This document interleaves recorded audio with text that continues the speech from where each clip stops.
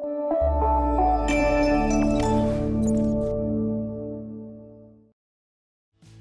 everyone, and welcome back to the Today Show Detroit. I am Zach Damon here with the one and only Alex Gossage, the Executive Director of the Ann Arbor, Livingston, and Monroe County Centers for Independent Living. So excited to have you, Alex. And of course, you touched on, again, an amazing point right before the break, how there has been work that's been done, but there's still a lot more progress that needs to be made. So that brings me to my next point. I mean, as the Executive Director, what is your dream for the Center for Independent Living? I think the dream for the organization, or from my perspective, is probably the same thing that I hear from a lot of individuals who are working in nonprofit organizations, and that the dream is for us to not be needed any longer, for us to be able to close our doors because the work that we do is no longer needed, and everything that we have fought so hard for has been earned and has been accounted for.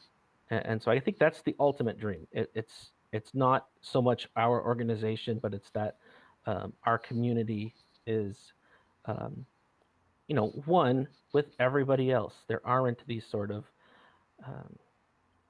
ableist attitudes, ableist structures in our society that really do create barriers for people with disabilities. And I think that's the biggest piece there. And that's why I think working with our team at the center and working with our partners around the country and around the state is so important. Earlier in the episode here, you had mentioned a number of things that I've been involved with, not only as executive director, but prior to that. And honestly, I don't think I would give myself credit for doing any of those things. I think the credit goes to the folks that I'm working with every single day. Wise words and great words too. And I mean, very impactful. I mean, I expected you to say something completely different in terms of what the dream would be, but totally makes sense, Alex, in terms of, the reality, right? Saying, look, the reality is if we don't have to provide this and the services are already there, then great. So yeah, completely understand for that. And speaking of, we talked a lot about challenges, how work needs to continue to be done. But I'm curious, Alex, how has the center, how have you guys adapted during the pandemic? So yeah, we closed our offices down, and meaning that our staff were all working from home. At no point have we not worked or not been open during our regular office hours. At no point have our folks been, been in a place where they weren't able to be accounted for or weren't able to be reached if needed. And we've continued all of the work that we had done prior to COVID virtually. So that means virtual meetings, virtual workshops,